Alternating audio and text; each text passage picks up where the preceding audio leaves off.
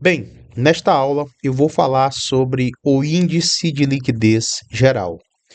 Na aula passada eu fiz uma breve e ao mesmo tempo profunda introdução, só que a partir de agora nós iremos nos aprofundar nos quatro índices propostos, ok? Eu vou falar duas coisas. A primeira é que nós iremos nos aprofundar de verdade, então não será uma aulinha de 3 minutos, 4 minutos. Eu gosto de explicar os conceitos, mostrar exemplos, tudo bem?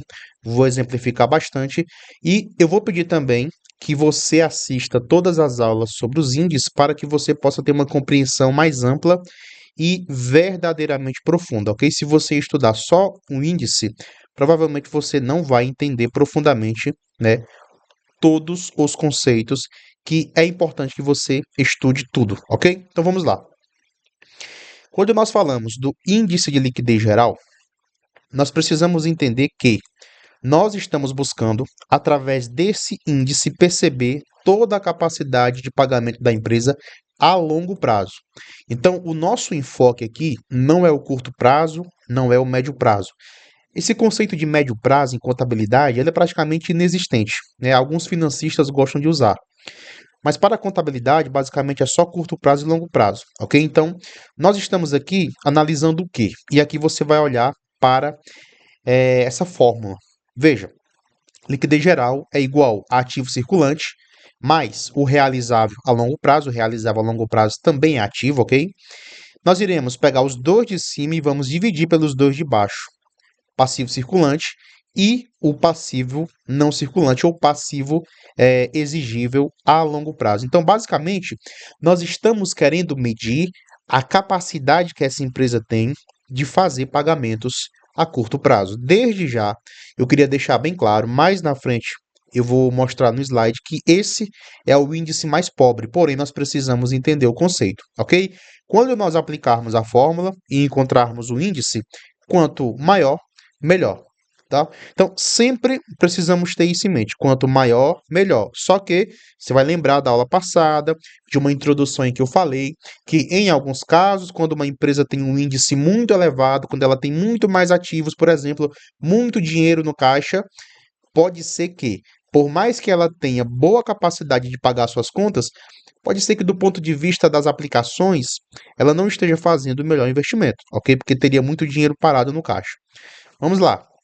Então, aqui você está vendo de uma maneira mais exemplificada, tá? Aqui nós temos a fórmula em cima que eu acabei de explicar para você, e aqui eu estou mostrando esse exemplo com números. Veja, você está vendo aqui 8.600, 1.400, 7.000 mais 1.000.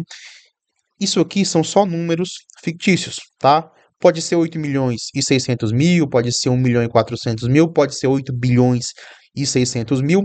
Ok. Acontece que, de acordo com essa nossa simulação, onde os ativos, né, 8.600 mais 1.400 deu 10.000 e os passivos deram 8.000, quando a gente divide o passivo total, tá? Claro, menos o maquinário. Você entendeu aqui? Dividir pelo passivo, nós temos aqui o quê? 1,25. Ou seja, aqui vem a interpretação, que eu preciso que você entenda essa interpretação. Para cada uma unidade que essa empresa tem de dívidas no passivo, ela tem uma unidade, 25 de bens, de valores no ativo. Vamos exemplificar com números? Para cada R$ 1.000 de passivos, ela tem 1.250 de ativos. Para cada R$ 1.000.000 de passivos, ela tem 1.250.000 de ativos. E assim sucessivamente. Se a gente estiver falando da casa dos bilhões, a mesma coisa. Para cada 1 bilhão, tá? Para cada 10 bilhões de passivos, ela teria 12 bilhões e 500 milhões de ativo. Você só vai fazendo o cálculo proporcional, tá certo? Como eu coloquei aqui, você está vendo que é um bom índice. Por que é um bom índice, professor? Porque está positivo.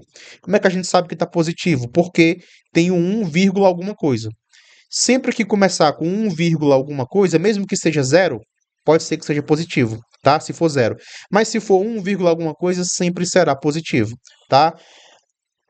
Quais são os casos em que o índice está negativo? Quando começa com zero, vírgula, alguma coisa, tá? Mas nem por isso nós precisamos nos assustar. Agora, olha aqui para baixo, tá? Nós temos aqui uma nova liquidez geral. Por quê? Admita que a empresa adquira um novo financiamento de R$ 4.000 para investimento imobiliário. Vamos aqui entender. A partir do momento que ela adquire um financiamento para investimento imobiliário, ela aumentou o seu passivo em R$ 4.000. Por quê? Porque ela financiou. Só que esses 4.000, apesar deles irem para o ativo, eles não irão participar do índice, tá? Do cálculo. Algumas pessoas podem pensar, calma, professor, calma, por quê? Porque foi 4.000 para o passivo e 4.000 para o ativo. Teoricamente era para continuar o índice. Sim, a resposta é sim, se aqui no realizava a longo prazo entrasse esse imobiliário, esse bem, tá? De R$ 4.000. Só que não entra, tudo bem? Esse bem vai lá para o imobilizado, enquanto os 4.000 de financiamento, a dívida, vai para o passivo, seja circulante ou não circulante, não importa, tudo bem?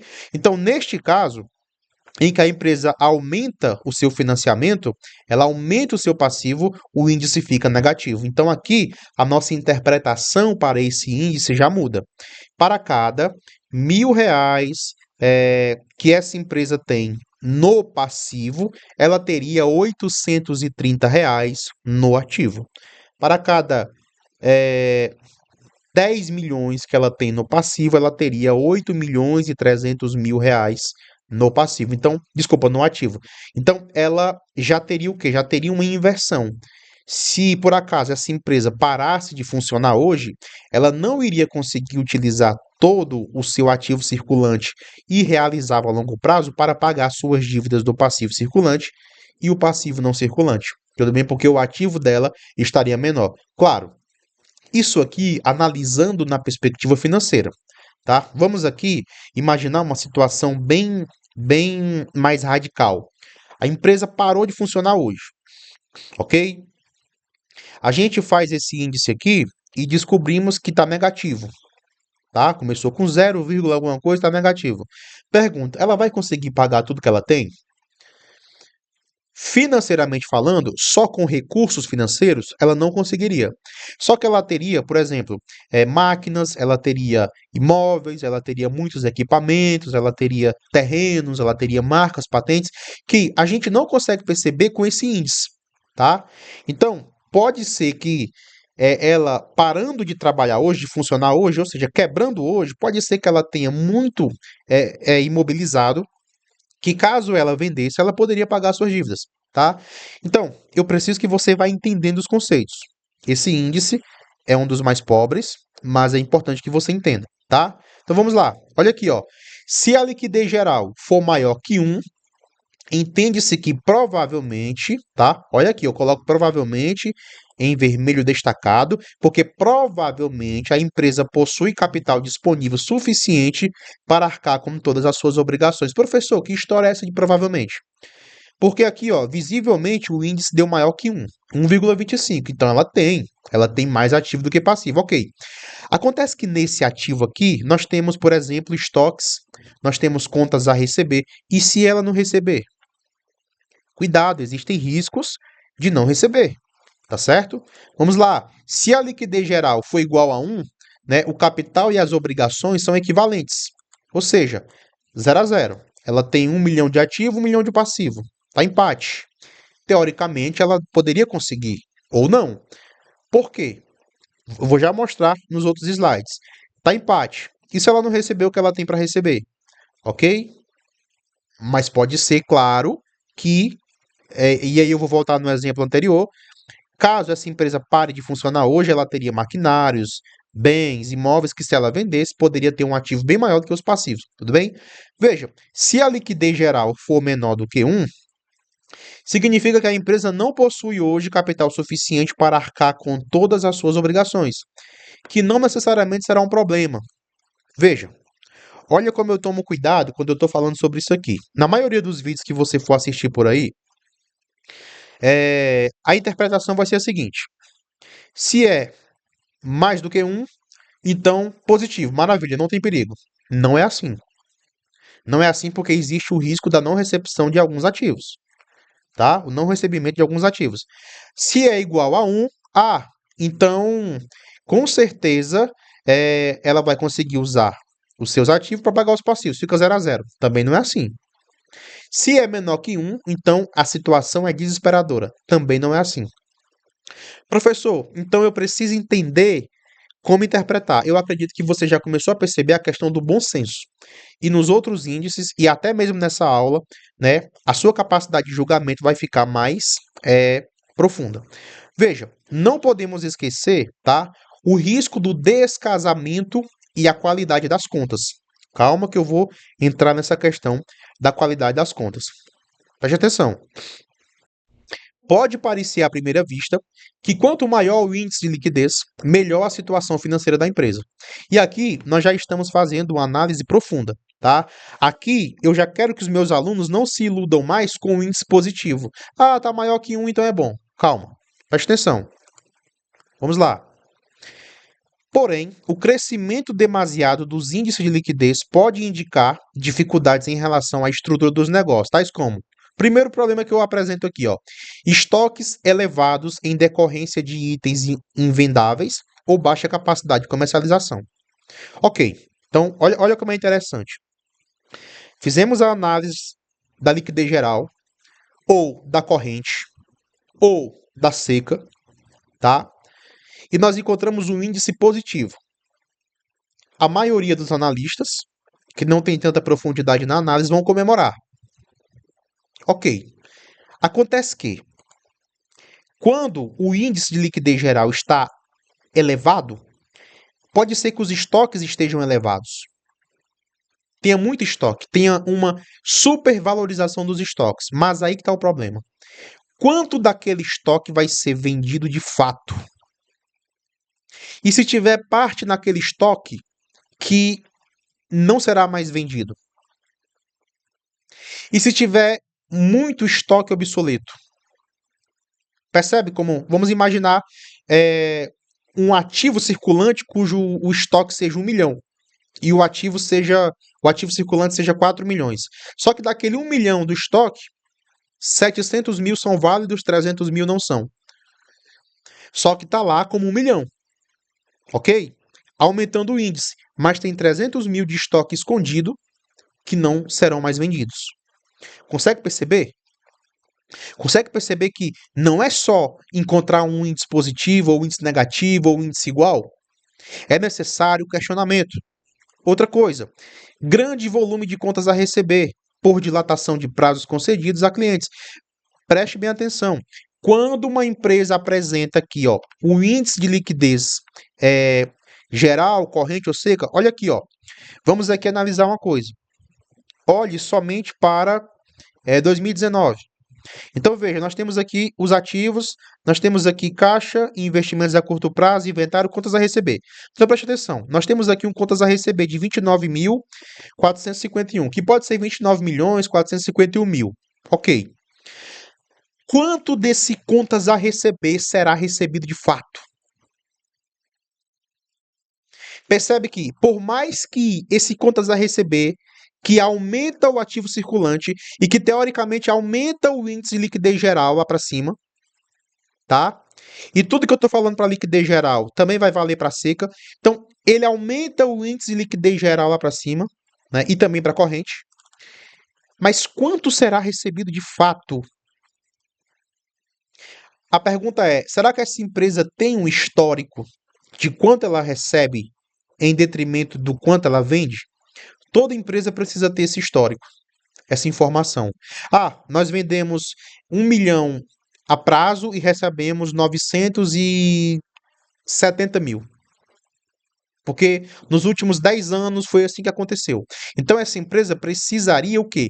Apresentar, ela precisaria ter essa porcentagem histórica, essa previsibilidade do quanto ela vai receber aqui de fato. Porque com certeza, de 29 mil, de 29 milhões, alguma coisa ela vai perder. Porque a maioria das empresas perdem. Ok? Tá conseguindo entender? Professor, estou com dúvida, me explique. Mande a mensagem para mim e eu vou explicar. Ok? Outra coisa, vamos lá. Sobre essa questão da dilatação concedidos a clientes. Nós estamos vendo aqui o quê? 29.451. A pergunta é: quanto que está aqui dentro de contas a receber está há 1 ano, 2 anos, 3 anos ou 10 anos? Porque a maioria das empresas não tiram daí. Pode ser que tenha valores aqui que estejam aqui há 6 anos, nunca foram recebidos, mas até para inflar o ativo, tá? Caso a empresa precise de crédito, caso a empresa precise de financiamento, caso a empresa queira conseguir compras a prazo, ela pode demonstrar essas informações aí, inclusive colocando valores que nunca foram recebidos, ela tem certeza que não serão recebidos, só que ela deixa no balanço. Aí, vamos lá. Você, sendo o analista de uma empresa que vai conceder ou não o crédito, você poderia se questionar, ok, ela está dizendo que ela tem muitos valores a receber, mas quanto desses valores ela vai receber de fato? O analista do banco faz isso, o analista do financista faz isso, os analistas das grandes empresas que concedem crédito, que vendem produtos a prazo, fazem isso. E você precisa questionar. Percebe como eu não quero que esse curso seja raso? Ok? Vamos aqui continuar. Vamos aqui continuar. Aqui nós temos um caso histórico, tá? Quando nós fazemos uma análise horizontal, tá? Então vamos aqui, ó. A gente percebe o ano 1, onde o índice foi positivo, o ano 2, onde o índice foi mais positivo ainda, o ano 3, onde ele foi mais positivo ainda. Acontece que do 3 para o 4, o índice foi negativo. Eu pergunto, o fato da empresa estar com o índice negativo é desesperador ou não? A pergunta é: precisamos entender o porquê que ele caiu. Nesse slide, nós podemos ler aqui, ó, redução em virtude do financiamento, a fim de aumentar a capacidade de geração de caixa no futuro. Então, essa empresa se endividou, ela fez um financiamento, o passivo aumentou, e o objetivo desse financiamento foi comprar alguma máquina, algum bem, não sei, um veículo, um imóvel, para quê? Para tentar aumentar a geração de caixa no futuro. Então nós precisaremos o quê? Olhar para o ano 5, o ano 6, o ano 7. E aqui é o seguinte: se no ano 4, tá? No ano 4, o investimento não está dando resultado, então é uma situação ruim, tá? Aqui, ó, 0,83. Mas se aqui no ano 4 o investimento já começou a dar resultado, já começou a aumentar o caixa em relação aos anos anteriores, então o investimento está bom, é uma situação boa. Então perceba, existem casos em que o índice vai estar negativo aqui, por exemplo, no ano 4, mas nesse mesmo ano 4, esse investimento causado pelo endividamento que aumentou o passivo e diminuiu o índice, esse investimento, essa dívida já começou a gerar resultado no caixa dessa empresa. Então não é uma situação ruim. Então perceba como precisamos de perspicácia, precisamos de profundidade, tá certo? Enfim, quanto maior o índice, melhor para a empresa. Isso aqui é mundial. Lá no Japão, o analista japonês vai pensar dessa forma. Lá na Inglaterra também, mas sem esquecermos que o índice grande demais também pode indicar erros financeiros por parte da gestão. Esse índice é o mais pobre que existe para fins de análise financeira. Próximo índice será a liquidez corrente. Tudo bem? Então, eu só queria fazer um breve comentário aqui. Vamos lá. Olhe para esse balanço patrimonial. Não é um balanço total, né? Mas olhe para cá. Você está vendo aqui caixa e investimentos de curto prazo, 33.294. Esse valor no caixa ou nos investimentos, ele pode ser um problema. Aqui, nós não estamos conseguindo saber quanto está no caixa e quanto está nos investimentos de curto prazo. Vamos aqui imaginar o seguinte: tem 30 mil ou 30 milhões no caixa e 3 milhões nos investimentos de curto prazo. Professor, isso não vai existir nunca. Pode ser que exista. Ok. Perceba uma coisa. Nós analisamos a liquidez, tá? Por exemplo, ó, eu fiz aqui o cálculo, encontramos o quê? Encontramos aqui a liquidez corrente. A liquidez corrente é ativo circulante dividido por passivo circulante. Encontramos aqui um dispositivo extremamente alto, 1,47, ok? Só que nós podemos questionar o seguinte: Por que que essa empresa tem tanto dinheiro parado no caixa? Olha o tamanho do caixa em detrimento, né, de outros ativos circulantes, do estoque. A empresa tem praticamente mais dinheiro em caixa do que no estoque, aqui no inventário. Não é estranho? Então, nós, como gestores financeiros, poderíamos questionar. Vem cá, esse dinheiro aqui, ele está onde mesmo? A maioria desses 33 mil, né, ou milhões, ele está em caixa ou em investimento de curto prazo? Porque se ele tiver investimento de curto prazo, em sua maioria, beleza. Tá tendo um rendimento, tá aplicado, tá? Provavelmente vai ser protegido da inflação. Mas se tiver no caixa, é um problema. Primeiro que ele vai ser corroído pela inflação. E segundo, ele não deveria estar aí, deveria estar de fato aplicado. Tá bom?